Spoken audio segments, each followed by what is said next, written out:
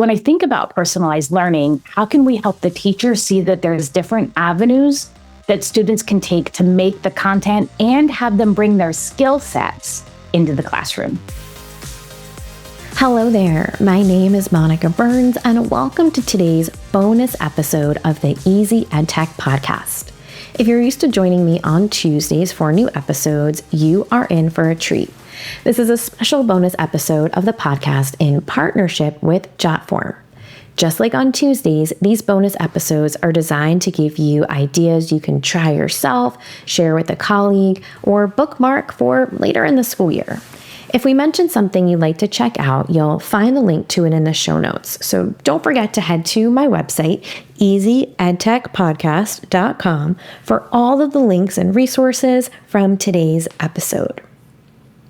This episode is part of a special bonus series presented by Jotform. Jotform provides an all-in-one solution to streamline administrative tasks, enhance community engagement, and foster innovation. Using their no-code, drag-and-drop forms and workflows, your teams can securely collect and store data, automate routine tasks, and collaborate on team resources. Educational institutions are also eligible for a 30% discount on Jotform Enterprise. Head to their website to learn more. jotform.com/enterprise/education.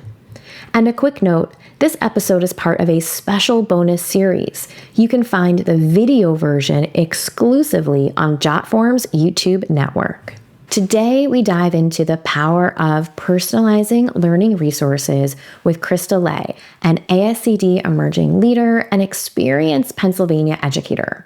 She draws from her background as an instructional technology coach and discusses how to effectively personalize learning resources for all students. This episode is packed with strategies designed to help you differentiate and create learning experiences that really resonate with and engage with all of the students in your classroom. Let's get into the conversation.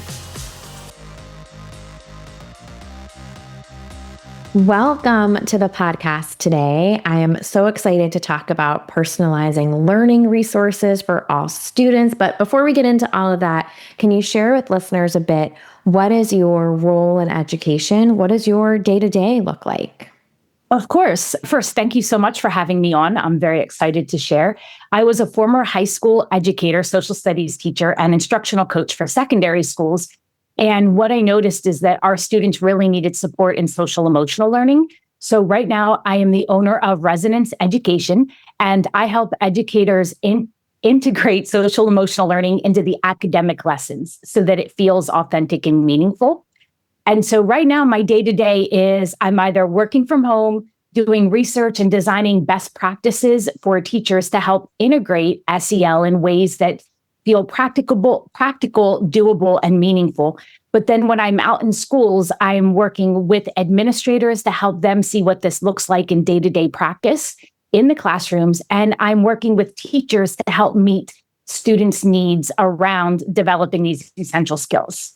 Amazing. So just so many different perspectives that you have to bring to today's conversation, which is why I'm so glad you can join us. So this term personalizing learning is one that, may be used in different ways by different people, like many terms in education, right? So when you think of this term, what does personalizing learning mean in your work with schools and districts? Yeah. So that's a great question, because when I think about social emotional learning, I think about tier one. What does generally the entire class need? But we all know that there are individual students who need additional support or something a little bit more focused. And be on a specific skill, or it could be specific to academic content. Yeah. They need their scaffolding or they need extension. And so for me, personalized learning is when the teacher is working with an individual student to make the learning experience and the content more meaningful and relevant and something that the student can see growth in. Yeah. And just that idea of anchoring it in something that is unique to that student, what they find meaningful and important, what they see is worth their time sometimes too, right? We're building that motivation in there for them. is important, right? We might use some data to inform that, right? We use our observations to inform that. So, right, it's something that, as you mentioned, right, can take place in a lot of different environments, a lot of different content areas. So I'm curious, how have you seen the conversation around personalized learning evolve in the past few years? Yeah, so I used to work for a company that focused on differentiated instruction. And so I think sometimes people get those two things confused. Yeah. And thinking about how are we working with groups of students based on what they've already done versus thinking about what students need up front and really thinking about how can we connect the content, the skills, the atmosphere, the culture to what students need in the beginning instead of waiting to see where they're at and being more responsive to that. Yeah, and I think that's a really interesting shift to think about because, from a data perspective, right? Often we're reviewing something, it's kind of after the fact. We might feel like, oh, we've even run out of time to take action on this data. I think that's, as a classroom teacher was one of my biggest pain points or frustration, right? When it came to collecting data was like, now what? Like, I wish I knew this ahead of time, or I wish I was thinking more proactively, like you mentioned. So that's an interesting, note about personalizing learning as opposed to what we sometimes think of with differentiated instruction, right? That we might start out, right, our unit, or we might start out a lesson really thinking about those individual needs of a student. Whether you're having more casual conversations in the beginning of the year or have a deeper connection mid-year and the end of the year, there's these opportunities to be proactive, like you said, as opposed to responsive. So could you share some examples of what personalized learning looks like in a classroom you've supported? Yes. So everything I do is grounded in social emotional learning. And so there are 5 different competencies. 2 of them are intrapersonal. So it's self-awareness, self-management, and the other 2 are interpersonal, looking at social awareness and relationship skills. And you mentioned in the beginning of the year, teachers getting to know their students. Yeah. Thinking about how do we continually revisit that information that we've learned about the students? So that's us drawing upon our relationship skills and our social awareness to know what our students are interested, what their strengths are, what their goals are, and leveraging that in the classroom. Another big piece of that is around cultural competency in understanding what are the assets that the family has at home and bringing them into the lessons and connecting our curriculum to prior knowledge and skills the family and the students already have. What I've been seeing from educators that I work with is, let me back up. So a couple of years ago, it was all about self-management and kids need to know stress management skills. But what in the last 2 years is that they're saying that our students are lacking self-discipline and self-motivation. And I think that that's easy to say on the outside, here's what we're seeing. But if we look a little bit deeper, I really feel that that self-motivation and self-discipline is connected to self-awareness.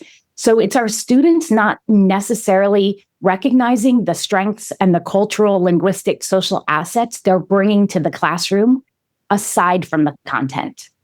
So one of my favorite stories was working with a high school teacher who was she's an ELA teacher teaching about Romeo and Juliet. And what I've understood that is a universal story because it talks about love and angst and warring families, and students can connect to that.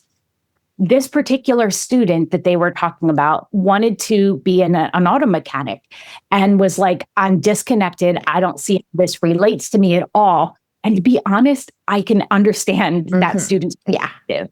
And so the content just wasn't working.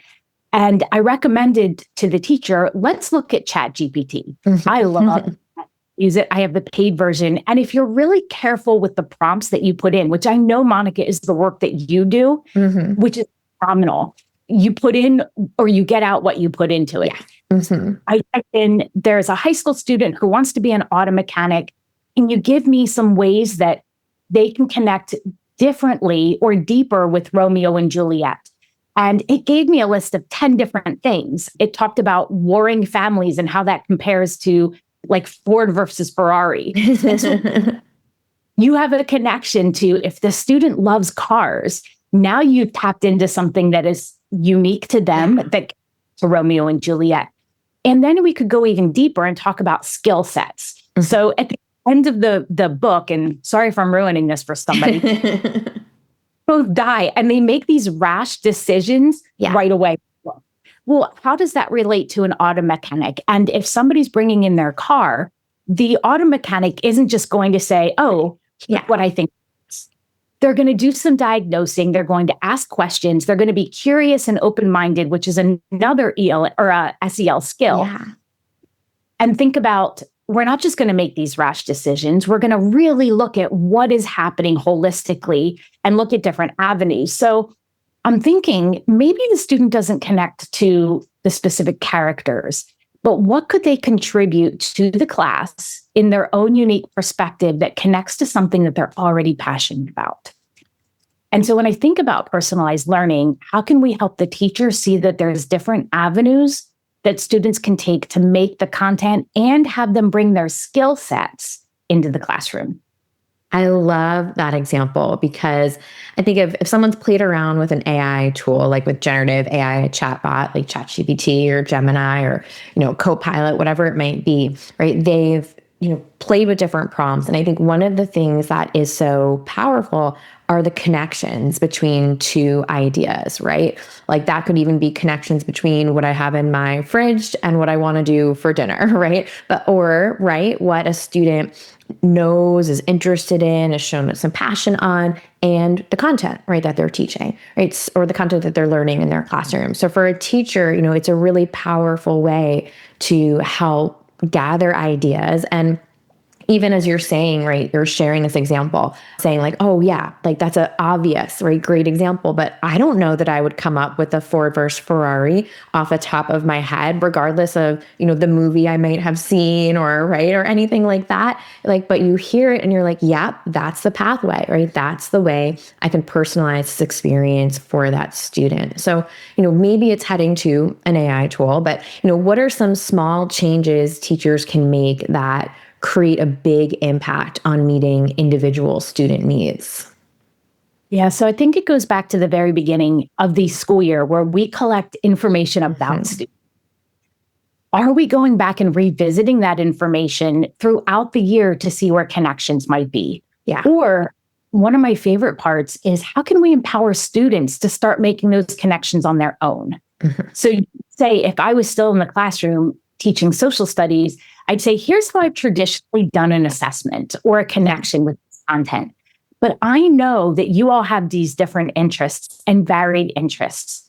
And I think for teachers, it means us letting go of some of that traditional power that we hold in the classroom and saying, what can you come up with? And let's see if we can come up with a personalized way for you to show me what you've learned. Mm-hmm.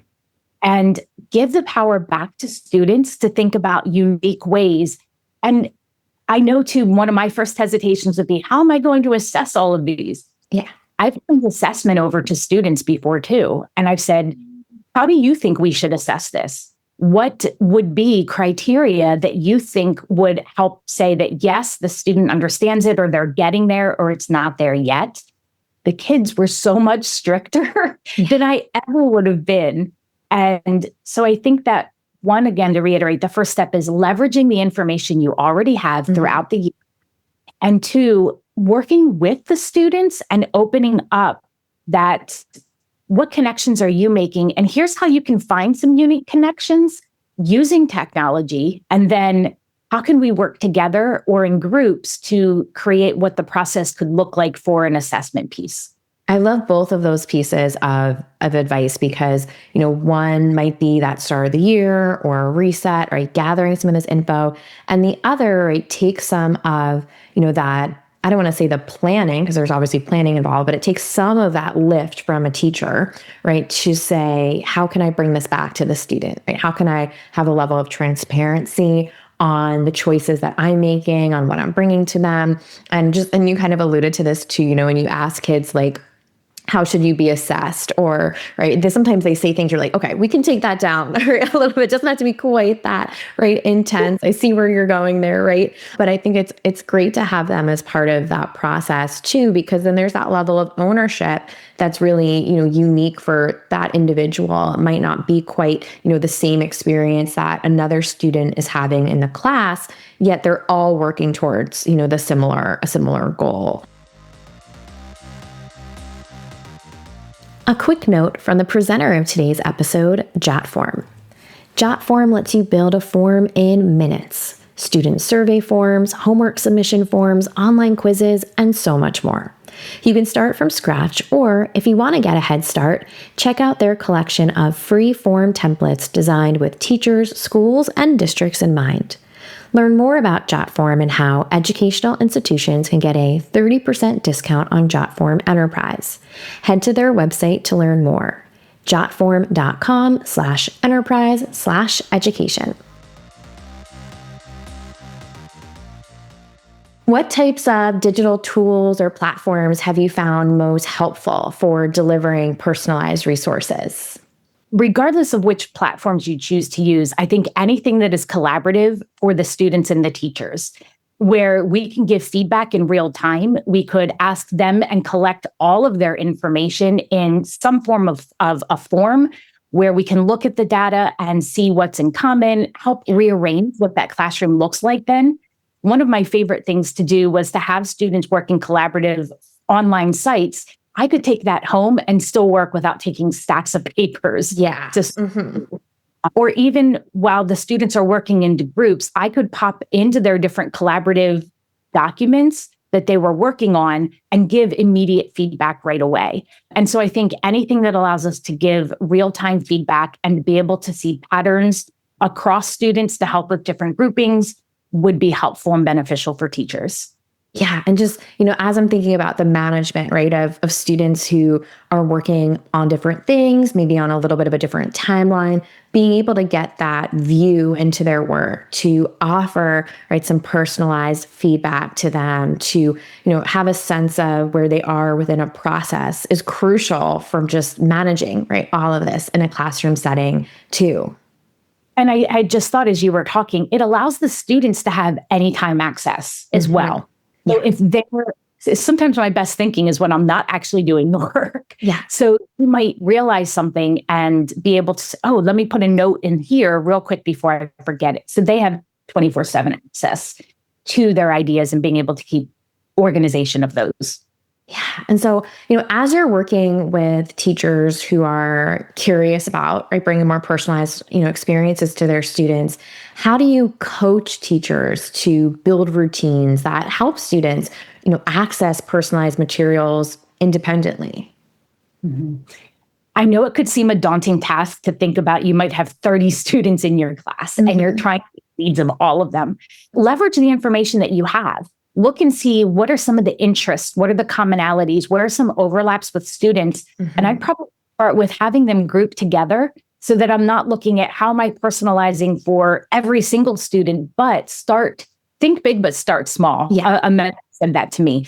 And how can I get students thinking in groups? And then perhaps they really narrow in on what they want to do, but they have a group of peers that they can work with first and bounce ideas, and then it can come to you. So now we're building learning among the community of the students and not just between you and the student, which I think is important for learning in general. And just having that shift, like everyone's on board, right? Everyone is, seeing the value. And that kind of gets me to the next question I have for you, which is about families, right? We know that families often come into school environments with their own experiences, right? As part of that, their positive experiences, their negative experiences, the knowns and then the unknowns of what their their children are up to. So what strategies help families understand personalized learning and what it looks like in their child's classroom?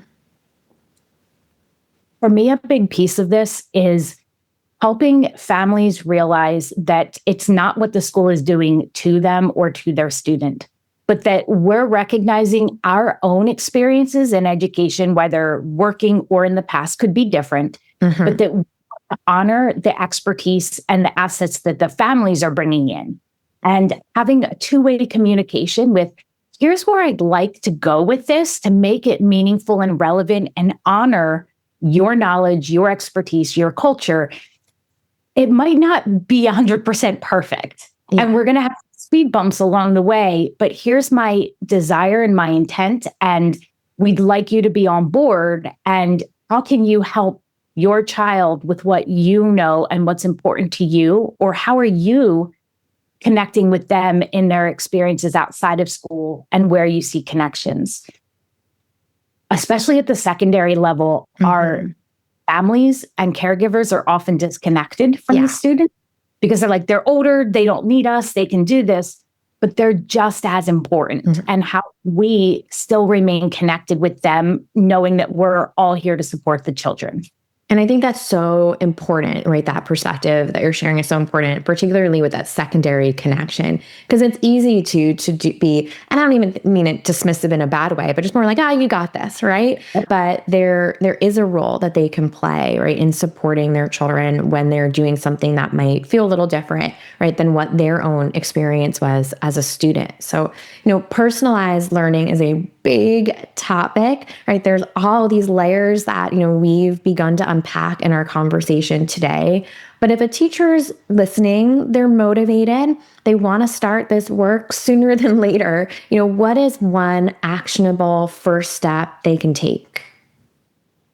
I would say that if you are looking at your students and you're seeing a student who needs a little extra support or seems disconnected from peers or from the content, go back to the information that you collected in the beginning, what they're passionate about, what their interests are, what unique skills do they bring to the classroom that other students might not have, like that student who had the skill set with being an auto mechanic and being able to diagnose and solve different problems.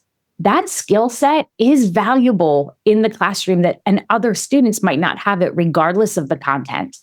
So thinking back on what you know about the student and building a relationship with them to bring that back in, I think that could be a step. And even if you're thinking about how to reach individual students who might be a bit more disengaged or seeming like they're not motivated, there with them and bring them back into the classroom learning atmosphere.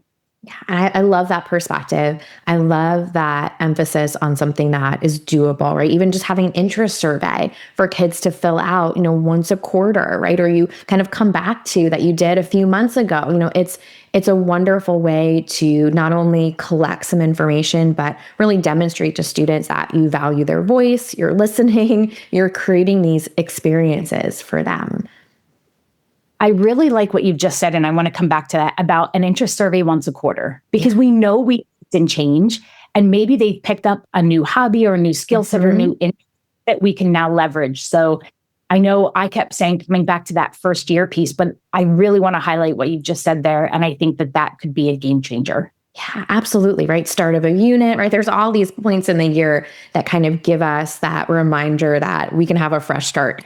So, right, whether it's the beginning of a unit, beginning of a semester, beginning of the calendar year, whatever it might be. So useful. Now, as we kind of wrap up today, I'm going to put links so people can find you, can connect with your work. But for anyone who's on the move and kind of making a mental bookmark of where to stay connected, where can people connect with you? Where can they learn more about your work? Sure. Probably the easiest is to go to the website. It's ResonanceEd, ResonanceEd, so 2 E's in there, .com. I am also on LinkedIn, but it's under Krista-Leh, Leh. And you can email me, krista@resonanced.com. Thank you so much, Krista, for your time today and sharing all of these great tips with listeners. Thank you, Monica. It was my pleasure. This was such a fun conversation with Krista. So let's make this EdTech easy with a few key points from today's episode. Personalized learning starts with knowing each student's strengths, interests, and goals. It's not the same as differentiation. It begins proactively, not after data is collected. SEL competencies play a big role in helping students engage and see relevance. Revisiting student interest data throughout the year supports ongoing personalization. Remember, you can find the show notes where you're listening to this episode. They're full of resources where you can continue the conversation and connect with guests like today's guest, Krista Leh. A big thank you to Jotform, the presenter of today's episode and the special series. If you want to watch the video version of this episode, you can find it exclusively on Jotform's YouTube network. Just head to YouTube and type Jotform in the search bar.